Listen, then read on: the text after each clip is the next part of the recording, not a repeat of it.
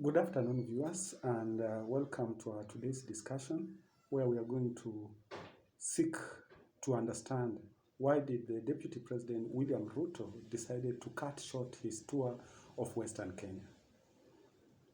Ladies and gentlemen, and our viewers, before I discuss this, I would really wish to thank each and every one of you who had an opportunity to view our previous video and liked the page and even went ahead to subscribe to our channel. I would request us, before we start this discussion, if you are a new viewer of our channel, please subscribe into the channel and like our page. As I said, today I'm going to look at why the Deputy President, William Ruto, cut his tour to Western Kenya before he completed his mission. Friends, politics is a game of perception. And when you create a certain perception on people for a very long period of time, it reaches a point when your opinion becomes a monotony among the people. And therefore, they get used to what you are saying. As a result of this, they will take it as a daily activity and they will not see the concrete reason as to why you present the issue unto them. And therefore, as a politician, you must be able to seek to change the perception every time within your people. Otherwise, your graph will keep on changing based on the people's perception at a given time. As a political analyst, viewers, I think that William Ruto's popularity is going down day after day.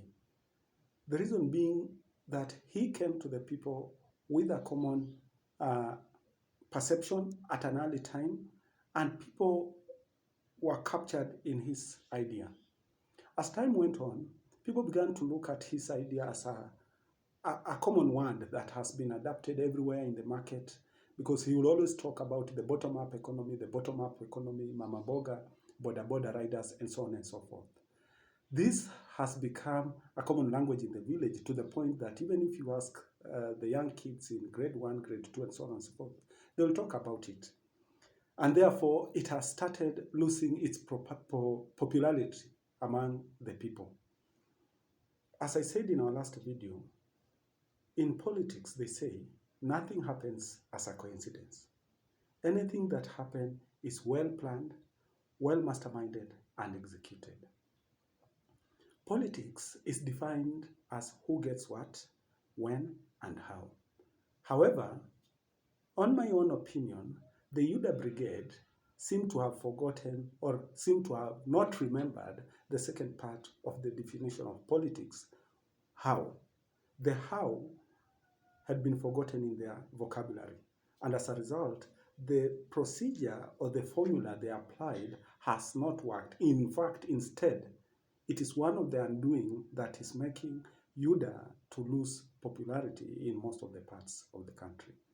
Today, I believe Azimio Brigade must be laughing at Kenya Kwanza and William Ruto's group based on what is happening on the ground for them. As I said, it's all about perception. And perception are time bound. That if you create a perception on people on this issue over a long period of time and they don't see the result, the end result is that people will start feeling that you have been lying to them and they'll start walking away.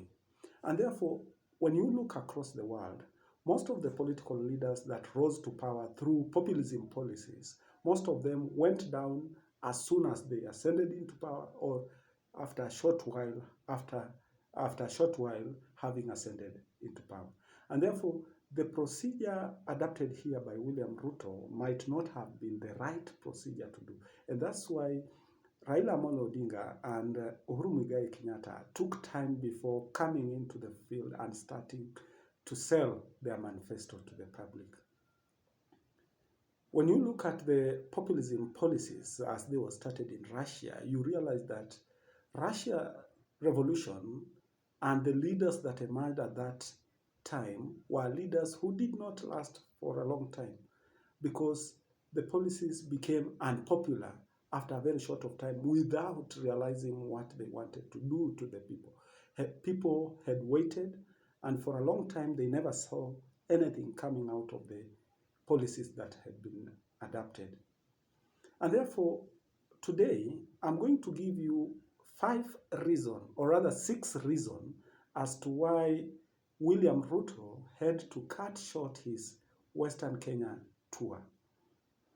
The William Ruto we know, the deputy president that we know, he's a very aggressive man, a very determined guy, a go-getter, someone who never gives up easily. However, this time in Kakamega, things were different. Ruto was to spend a week, according to his diary, in Western Kenya. It never worked. Yesterday, we saw the deputy president flying back to Nairobi in the name of receiving members of UDA who had resigned from government. But this was not the case. William Ruto had to cut short his tour of Western Kenya because of these reasons. Number one, if you remember very well, in a public rally that was held in Busia, somewhere, even before that public rally, Malala and Mohammed Abdul Nasir, had posted some pictures which they lied to the people were the pictures that were taken in Busia. However, after research, very many people online came out and claimed that the photos had been taken elsewhere. And Ahmed Nasir, the Grand Mullah, had to pull down the photo. And later on, he apologized and said that he had been given a wrong photo by Oscar Sudi. This is a clear indication that things on the ground are not what Ruto and his brigade expected. I can assure you, as I said in the beginning, in politics, nothing happens as a coincidence. It was well planned, the photos were well planned, masterminded, and then executed for the public to be cheated or to be deceived that these were the things on the ground, when that did not happen. So let me go back to reason number one as to why William Ruto had to cut short his tour in Kakamega. If you can remember very well, in this meeting that was held in Busia, an aspirant in Busia constituency, one of the constituencies in Busia, under the UDA ticket, stood in public. And in the process of communicating to the public about the UDA agenda and manifesto, he found himself speaking about people voting for Azimio. Now, that is not the issue. In fact, we can call it a slip of the tongue when he talked about Azimio. But the main issue was from the reaction of the people that he communicated that they should vote for Azimio. While those people were putting on UDA colors, most of them started celebrating and shouting when he mentioned Azimio, and they did not go quiet. This is an indication that people on the ground knows the direction that they are taking, and they know what they want. While the man was able to correct his mistake, we saw the deputy president not getting in and trying to intervene and calm the situation. This is one indication that told the deputy president things on the ground are not okay. Number two, if you have been very keen following Kenya Kwanza campaign, just 2 days ago, Moses Wetangula was somewhere in Busia doing groundwork, research on the ground to find out what are the people saying about UDA. And in a video clip that has already gone viral, you will see Wetangula talking to the electorates at Busia. And when he asks them that who are they going to vote in as the governor, the people of the region, I think it was in Mumias, not Busia, in Mumias, the people of Mumias were very clear, and they told him they were going to vote in Fernandez Baraza of ODM. And when you look at Wetangula's body language, it was clear that he had lost his mind completely. He could not respond. He started smiling at the public because he did not know what to do. This was a clear indication again that things were not good for UDA on the ground. Number 3, in another viral video that is going around, you will see Cleophas Malala, the senator for Kakamega, trying to plead with the people somewhere in Kakamega that they should be able to respect the visitors when they come.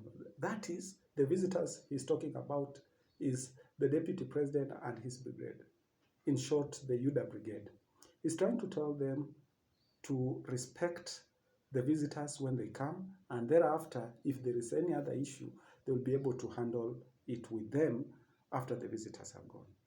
This is a clear indication that Cleophas Malala is trying to use William Ruto at his expense, because in this clip, he pleads with the electorates in somewhere in Kakamega that if they have a problem with him, then they should have to wait, or they should wait until the visitors have left. He will be able to handle any issue that they have.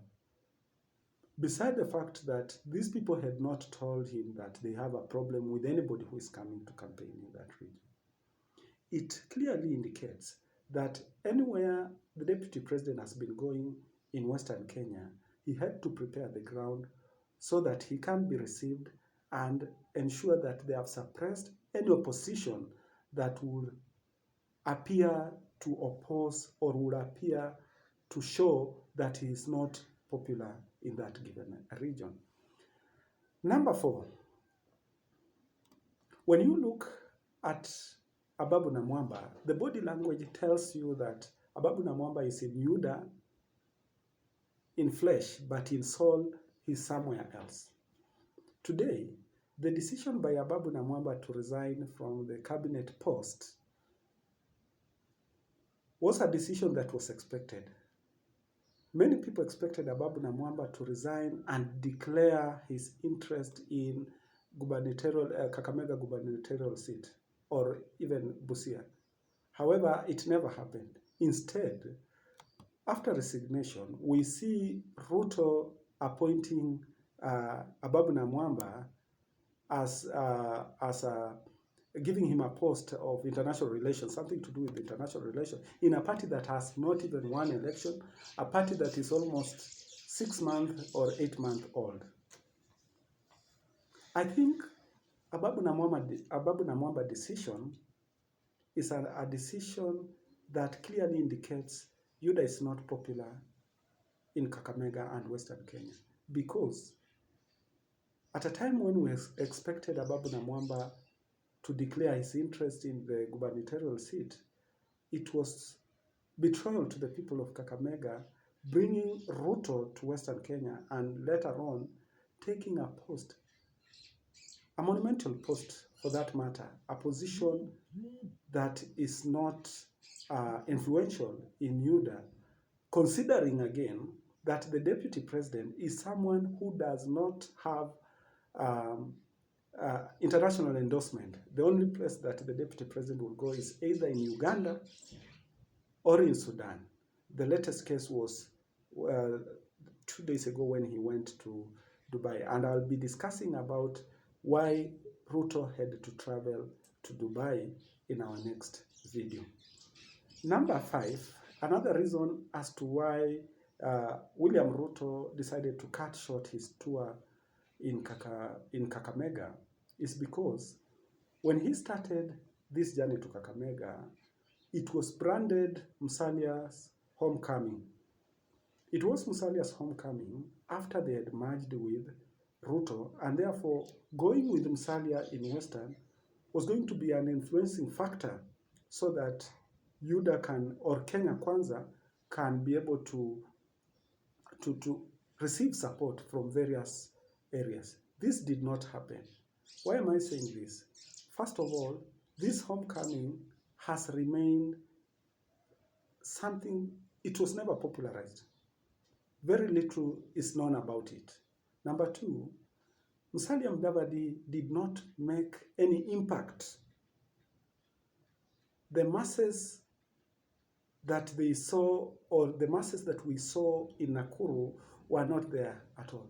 And to make matters worse, even the incumbent, the current uh, senator of Vihiga, did not attend, and he did not even send apology when we expected him to be there, because he's an ANC member. He was elected on an ANC ticket to parliament, but he did not attend even this Saliasin coming tour escorted by William Ruto.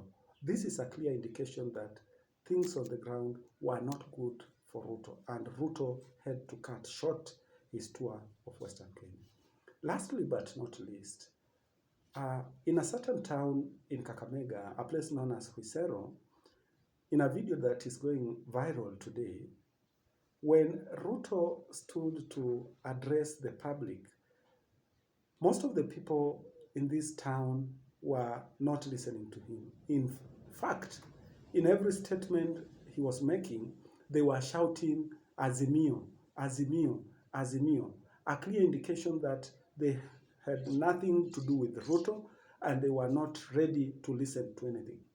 It was from this meeting at Huisero that William Ruto had to take a flight back to Nairobi and receive, in the name of receiving defectors and people who had resigned from government, to join UDA. And therefore, the whole scenario brings in the element of time factor and populism policy, because we can see that having popularized UDA about 6-8 months ago, today people have become tired of the bottom-up cliche. People have become tired of the Mama Mboga statement. People have become tired of the boda boda thing. I want to say this. If Ruto is to continue, or if Ruto wants his graph to continue rising, then he has to change the strategy. He has to pick a new strategy that would change the words that he'll be using and bring in new words that will captivate people and pull people close to him. Thank you very much. I think we have reached the end of our today's discussion. Our next discussion will be on Friday. Please try as much as possible to follow this discussion. For those who will be viewing this video for the first time, I will request you to subscribe to this channel and like our video, so that next time when we air another video, you can be able to receive information on time and get to share with us your opinion on issues affecting Kenyan politics.